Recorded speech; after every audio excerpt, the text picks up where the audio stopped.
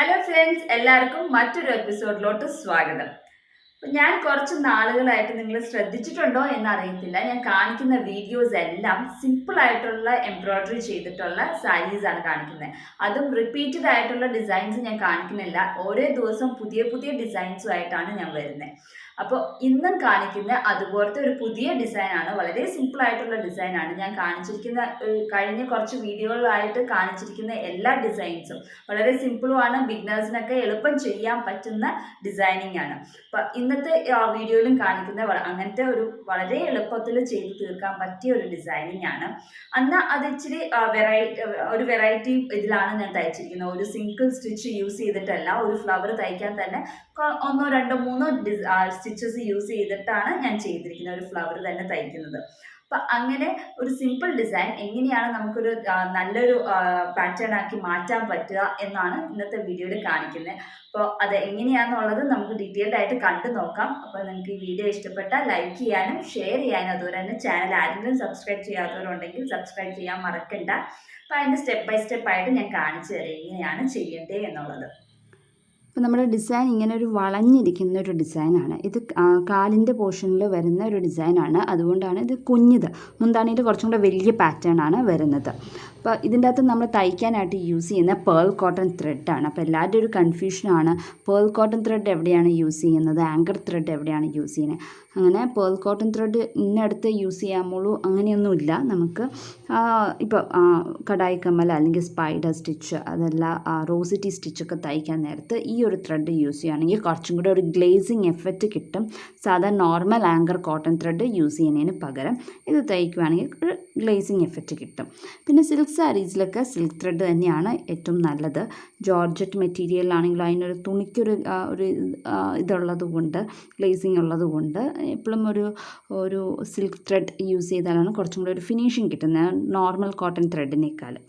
അപ്പോൾ ഇതിൻ്റെ അകത്ത് ഞാൻ ആങ്കർ പേൾ കോട്ടൺ ത്രെഡാണ് യൂസ് ചെയ്യുന്നത്. ഇതിൻ്റെ നമ്പർ പറയുകയാണെങ്കിൽ ഇത് കോഡ് നമ്പർ 28 ആണ് ഈ പേൾ കോട്ടൺ ത്രെഡ്. ഈ കളറ് 50 ആണ് പേൾ കോട്ടൺ ത്രെഡ്. പിന്നെ ലീവ്സും സ്റ്റെംസും തയ്ക്കാനായിട്ട് നോർമൽ കോട്ടൺ ത്രെഡാണ് ഞാൻ യൂസ് ചെയ്തിരിക്കുന്നത്. അത് 846 ആണ് കളർ കോഡ്. അപ്പോൾ ഇതൊക്കെയാണ്, ഈ 3 കളേഴ്സാണ് നമ്മൾ യൂസ് ചെയ്യുന്നത്. അപ്പോൾ ആദ്യം തന്നെ നമുക്ക് സ്റ്റെമ്മും അതുപോലെ തന്നെ ലീവ്സും തയ്ച്ച് തുടങ്ങാം. അപ്പോൾ അതിന് വേണ്ടിയിട്ട് ഞാനിവിടെ ആങ്കറിൻ്റെ 3 സ്ട്രാൻഡ്സ് ആണ് യൂസ് ചെയ്തിരിക്കുന്നത്. 6 സ്ട്രാൻഡ്സ് അല്ല, 3 സ്ട്രാൻഡ്സ് ആണ് യൂസ് ചെയ്തിരിക്കുന്നത്. അപ്പോൾ ആങ്കർ നോർമൽ ത്രെഡാണ്. അപ്പോൾ ഇതിൻ്റെ അകത്ത് ആദ്യം തന്നെ ഞാൻ ഇവിടെ നിന്ന് സ്റ്റാർട്ട് ചെയ്യുകയാണ്. ഇവിടെ ഒരു ലീഫുണ്ട്. പിന്നെ ലീഫ് ഇങ്ങനെ ഓവൽ ഷേപ്പ് വരയ്ക്കുന്നതിന് പകരം ഞാൻ ജസ്റ്റ് ഇങ്ങനെ ലൈൻസ് ആയിട്ടാണ് വരച്ചു വെച്ചിരിക്കുന്നത്. ഓവൽ ഷേപ്പ് വരച്ചു വെച്ചിട്ടില്ല. അത് നമുക്ക് ലീഫ് അവിടെ ഉണ്ട് എന്ന് അറിഞ്ഞേച്ചാൽ മതി. അതുകൊണ്ടാണ് ഞാനിവിടെ ബൂളിയൻ നോട്ട് വെച്ചിട്ടാണ് ലീവ്സ് തയ്ക്കുന്നത്. ഇപ്പോൾ 3 സ്ട്രാൻഡ്സ് വേണം, ഒത്തിരി തെറിച്ച് നിൽക്കത്തില്ല. അപ്പോൾ കുറച്ച് മാത്രമാണ് ഇങ്ങനെ എംപോസ് ചെയ്ത് നിൽക്കുള്ളൂ.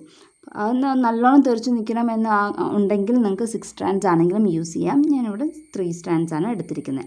അപ്പോൾ ഇതിൻ്റെ അകത്ത് ഈ ഒരു ഡിസ്റ്റൻസ് ചെയ്യണമെങ്കിൽ 6 സ്ട്രാൻഡ്സ് യൂസ് ചെയ്യണമെങ്കിൽ നമുക്ക് 6 ടേൺസ് എടുത്തേച്ചാൽ മതി. ഇത് 3 സ്ട്രാൻഡ്സേ ഉള്ളൂ. അതുകൊണ്ട് ഞാനിവിടെ 10 or 12 വട്ടമാണ്, 12 ടൈംസ് ആണ് ഇതുവരെ ടേൺസ് എടുക്കുന്നത്. ഇപ്പം ഞാനിവിടെ 12 വട്ടം എടുത്തിട്ടുണ്ട് കേട്ടോ. അപ്പം അത് ഇങ്ങനെ എടുത്തിട്ട് നല്ലോണം വലിച്ച് ഇപ്പം ഒത്തിരി എംപോസ് ചെയ്ത് തളിച്ച് നിൽക്കത്തില്ല നമ്മുടെ ബൂളിയൻ നോട്ട്. ഈ ഒരു എംപോസിങ് ആണ് നമുക്ക് കിട്ടത്തുള്ളൂ. 6 സ്ട്രാൻഡ്സ് ഇട്ടാൽ നല്ലോണം തടിച്ച് നിൽക്കും. അപ്പോൾ അത്ര ഇല്ലാണ്ട് 3 സ്ട്രാൻഡ്സ് അല്ലെങ്കിൽ 2 സ്ട്രാൻഡ്സ് ഇട്ടായാലും നമുക്ക്. അപ്പോൾ 2 സ്ട്രാൻഡ്സ് ഒക്കെ ഇടണമെങ്കിൽ ഈ ഒരു ഡിസ്റ്റൻസ് കവർ ചെയ്യണമെങ്കിൽ ചിലപ്പോൾ 12 to 14 ടൈംസ് ഇതുവരെ ടേൺസ് എടുക്കേണ്ട വരുന്നില്ല.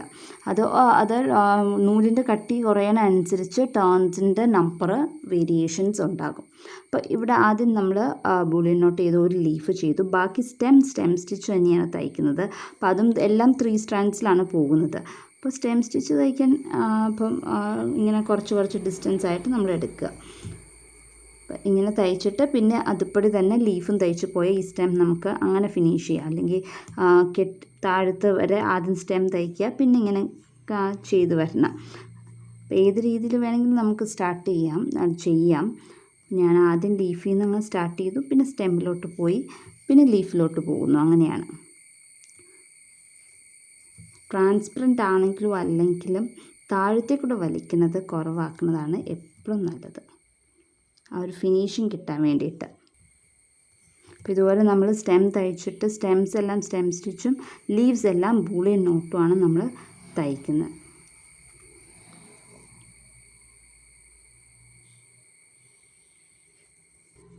ഇനി ഇവിടെ നിന്ന് നമ്മൾ നേരെ ലീഫ് എടുക്കാനാണ് പോകുന്നത്. മേലിലോട്ട് ഞാൻ ഇങ്ങനെ എടുക്കുക, ഇങ്ങനെ അവിടെ നിന്ന് ഇങ്ങോട്ടേക്ക്, എന്നിട്ട് ഇതുപോലെ തന്നെ 10 or 12 ടേൺസ് എടുക്കുക, റാപ്പ് ചെയ്യുക.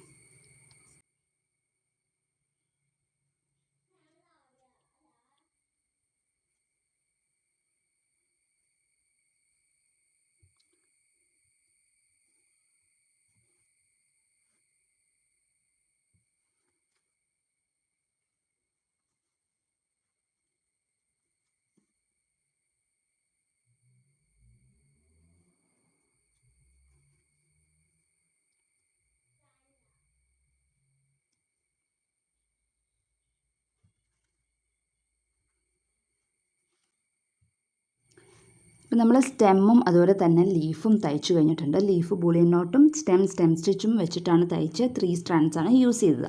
അപ്പോൾ നമ്മളിനി ഫ്ലവറാണ് തയ്ക്കുന്നത്. ഫ്ലവർ തയ്ക്കാനായിട്ട് ഇവിടെ ഒരു പാർട്ടീഷൻ കണ്ടാവും. അപ്പോൾ ഇവിടെ ഗ്രീനാണ് വരുന്നത്, ഇതിൻ്റെ മേളിലോട്ടാണ് ഫ്ലവറിൻ്റെ ഡിസൈനിങ് വരുന്നത്. അവിടെ നമ്മൾ ബ്ലാങ്കറ്റ് സ്റ്റിച്ചാണ് തയ്ക്കുന്നത്. അതിന് വേണ്ടിയിട്ട് നമ്മൾ പേൾ കോട്ടൺ ത്രെഡാണ് യൂസ് ചെയ്തേക്കുന്നത്.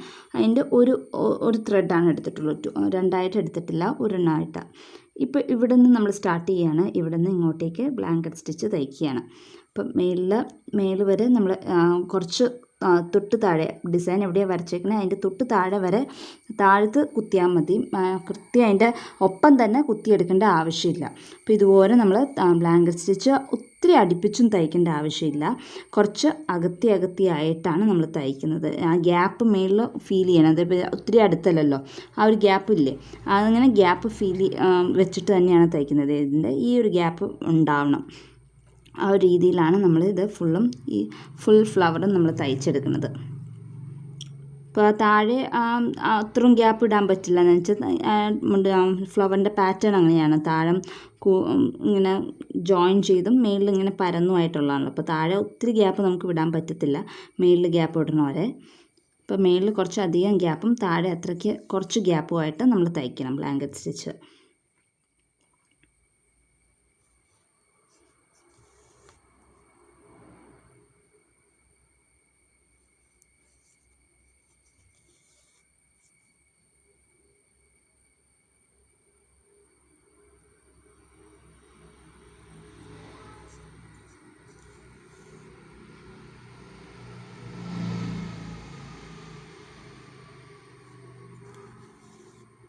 അപ്പോൾ നമ്മൾ ഈ ഒരു ഫ്ലവറിൻ്റെ ഈ ബ്ലാങ്കറ്റ് സ്റ്റിച്ച് പോർഷൻ നമ്മൾ തയ്ച്ചു കഴിഞ്ഞിട്ടുണ്ട്. അപ്പോൾ ഇവിടെ നമ്മൾ താത്തിയിട്ട് തൊട്ട് മേളിൽ തന്നെ, അതിൻ്റെ തൊട്ട് മേളിൽ തന്നെ നമ്മൾ കുത്തിയെടുക്കുകയാണ്.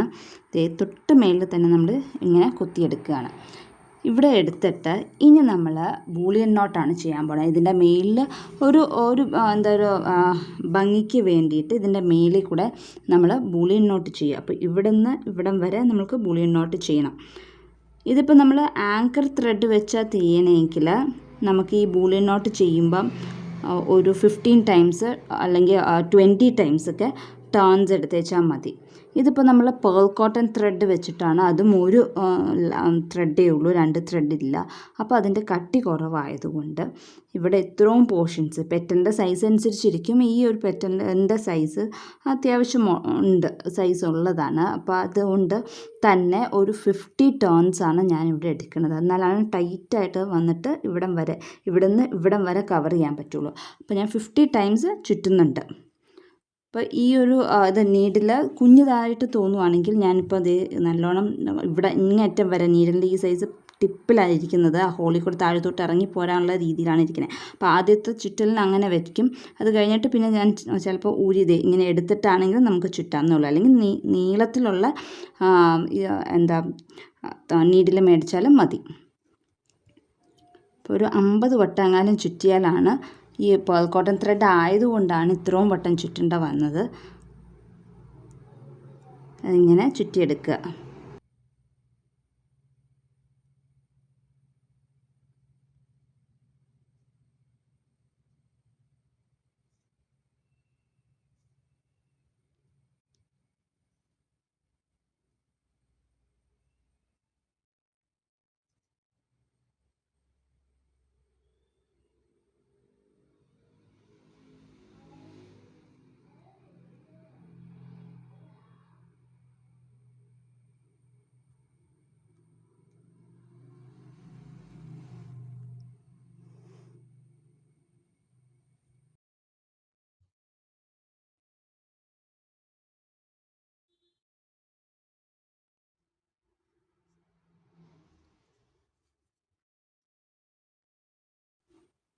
അപ്പോൾ ഇത് നമ്മൾ ഇവിടുന്ന് ഇവിടം വരെ നമ്മൾ ടേൺ ചെയ്തെടുത്തിട്ടുണ്ട്. അപ്പം ബൂളിയൻ നോട്ട് അങ്ങനെ നമ്മൾ ചെയ്തിട്ട് ഇതിൻ്റെ മേളിൽ ഫിക്സ് ചെയ്യുകയാണ്. ഇതുമാതിരി ഫിക്സ് ചെയ്യണം. ഇപ്പോൾ നമ്മൾ ബൂളിയൻ നോട്ട് ചെയ്തത് ഇതുവരെ വെച്ചിട്ടുണ്ട്. പക്ഷേ ഇത് ഉടക്കി വെച്ചില്ലെങ്കിൽ ഇത് ഇതുവരെ പൊങ്ങിപ്പോരും, കണ്ടോ. അപ്പോൾ അതിന് വേണ്ടിയിട്ട് നമ്മൾ എല്ലാ സൈഡിലും ഒന്ന് ഉടക്കി വെക്കണം. 2 സൈഡിലും സെൻറ്ററിലും ആയിട്ട് ഒന്ന് ഉടക്കി വെക്കുന്നത് എപ്പോഴും നല്ലതായിരിക്കും. അപ്പോൾ അല്ലെങ്കിൽ നമ്മൾ അലക്കുമ്പോഴോ അതല്ലെങ്കിൽ അയൺ ചെയ്യുന്ന സമയത്തൊക്കെ അതിങ്ങനെ പൊങ്ങിപ്പോരും. അപ്പോൾ അടുപ്പിച്ചടുപ്പിച്ചായിട്ട് ഒന്ന് ഉടക്കി വെച്ചാൽ നല്ലതാണ്, ഉറച്ചിരുന്നോളും. അപ്പോൾ ഇതുപോലെ നമ്മൾ ഈ ഒരു ഫ്ലവർ നമ്മൾ തയ്ച്ച് കഴിഞ്ഞാൽ, അല്ലെങ്കിൽ ഒരു പെറ്റൽ എന്ന് പറയാം, അതുപോലെ നമ്മൾ ഒത്തിരി പിടിച്ച് വലിക്കരുത്. അപ്പോൾ അവിടെ അങ്ങ് താന്നു പോകും. പയ്യെ ഒന്ന് ഉടക്കി വെച്ചാൽ മതി, പൊങ്ങിപ്പോരാണ്ടിരിക്കാൻ വേണ്ടി.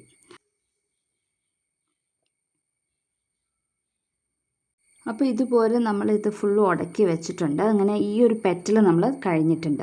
ഇനി എന്താ ചെയ്യേണ്ടതെന്ന് വെച്ചാൽ ഇത് നമ്മൾ കെട്ടിടുകയാണ് പുറകിൽ. അത് കഴിഞ്ഞിട്ട് വേറെ കളർ ത്രെഡും കൊണ്ടാണ് നമ്മൾ ഇതിൻ്റെ ഉള്ളിൽ ഫില്ല് ചെയ്യാൻ പോകുന്നത്. അപ്പോൾ അതൊരു ഒരു പ്രൊജക്ഷൻ കിട്ടും, ഫ്ലവറിന് വേറൊരു ലുക്ക് തന്നെ കിട്ടും. അപ്പോൾ അതെങ്ങനെ ചെയ്യേണ്ടത് നമുക്ക് ആദ്യം നോട്ടിടാം. അത് കഴിഞ്ഞിട്ട് നമുക്ക് മറ്റേ കളറും കൊണ്ട് ചെയ്യാം.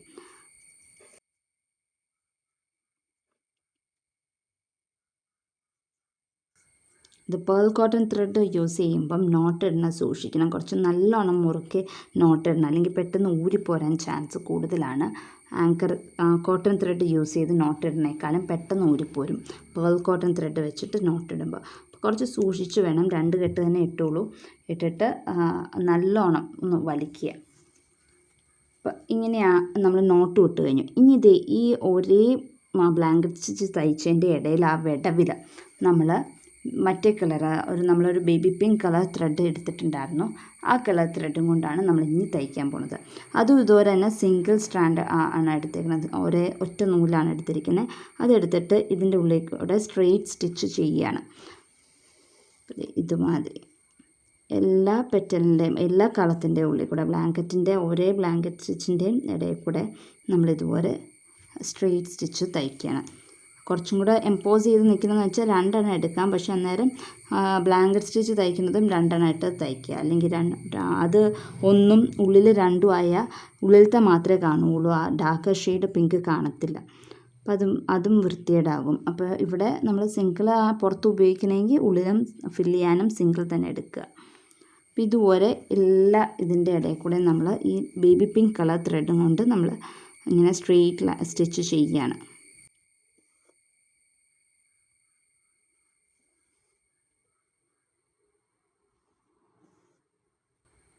ഇത് ഫുൾ ലെങ്ത്ത് ഞാൻ എടുക്കുന്നില്ല. ഇവിടെ ഒരു ഇത്തിരി ഗ്യാപ്പ് വിട്ടിട്ടുണ്ട്. ഒരു ഭംഗി എന്ന് വെച്ചാൽ കളറ് എല്ലാ കളറും കൂടെ വരുമ്പോൾ കുറച്ചും കൂടെ ഒരു അട്രാക്റ്റീവ് കളർ കോമ്പിനേഷൻ ആവാൻ വേണ്ടിയിട്ടാണ് അങ്ങനെ വിട്ടിരിക്കുന്നത്. ഫുള്ളും എടുക്കണമെന്നുണ്ടെങ്കിൽ ഫുള്ളും എടുത്താലും കുഴപ്പമില്ല. ഇതിപ്പം ആ പിങ്കും ബേബി പിങ്കും ഡാർക്ക് പിങ്കും അതുപോലെ തന്നെ ആ സാരിയുടെ ഓഷ്യൻ ബ്ലൂ കളറും കൂടെ വരുമ്പോൾ ആ ഒരു പ്രൊജക്ഷൻ കിട്ടാൻ വേണ്ടിയിട്ടാണ് ഞാൻ ഫുള്ളും എടുക്കാത്തത്, ഫുൾ ലെങ്ത്ത് എടുക്കാത്തത്.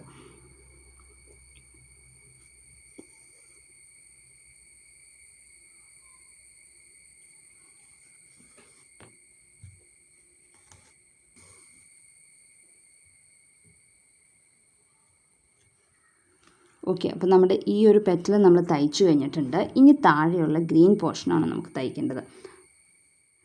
ഇനി നമ്മൾ ഗ്രീൻ കളറാണ് ഇനി ചെയ്യേണ്ടത്. അപ്പോൾ ഇവിടെ ഒരു നോട്ട് ഇട്ടിട്ട് നമ്മൾ ഇവിടുന്ന് സ്റ്റാർട്ട് ചെയ്ത ബ്ലാങ്കറ്റ് സ്റ്റിച്ച് ആ നോട്ടിൻ്റെ അവിടെ തന്നെ എടുക്കാൻ നോക്കിയാൽ ബുദ്ധിമുട്ടായിരിക്കും. എന്ന് വെച്ചാൽ ആ നോട്ട് കാരണം നമുക്ക് തയ്ക്കാൻ പറ്റത്തില്ല. അപ്പോൾ ഇച്ചിരി മാറ്റി വേണം എടുക്കാനായിട്ട്. വീണ്ടും നമ്മൾ 3 സ്ട്രാൻഡ്സ് എടുത്ത് anchor thread cotton thread use ചെയ്ത് 3 സ്ട്രാൻഡ്സാണ് എടുത്തിരിക്കുന്നത്. സ്റ്റെമും ലീഫും തയ്ക്കാൻ എടുത്തേക്കുന്ന ത്രെഡ് തന്നെയാണ്. ഇവിടെ നമ്മൾ ബൂളിയൻ നോട്ടാണ് തയ്ക്കുന്നത്. അത് ഇതുപോലെ തന്നെ എടുക്കുക. ഇങ്ങനെ ആണ് വരുന്നത്. അപ്പം നമ്മൾ കിടത്തി സ്ലീപ്പിംഗ് ലൈൻ ആയിട്ടാണ് തയ്ക്കുന്നത്. അപ്പം ഇങ്ങനെ എടുക്കുക.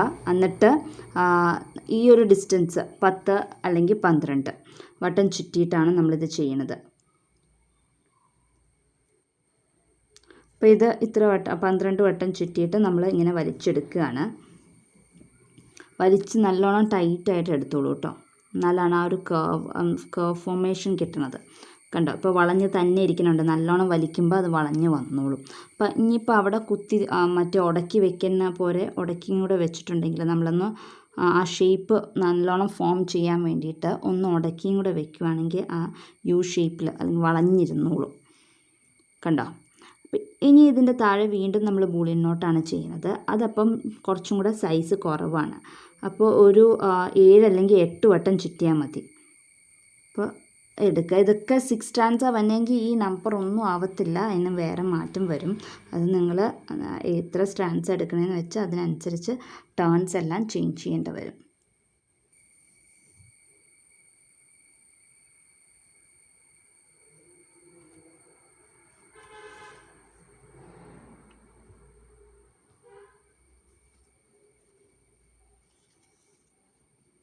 ഇനി അതിൻ്റെ താഴെ തയ്ക്കുമ്പോൾ വീണ്ടും കുറവ്, ഒരു 5 ടൈംസ് എടുത്ത് വെച്ചാൽ മതി.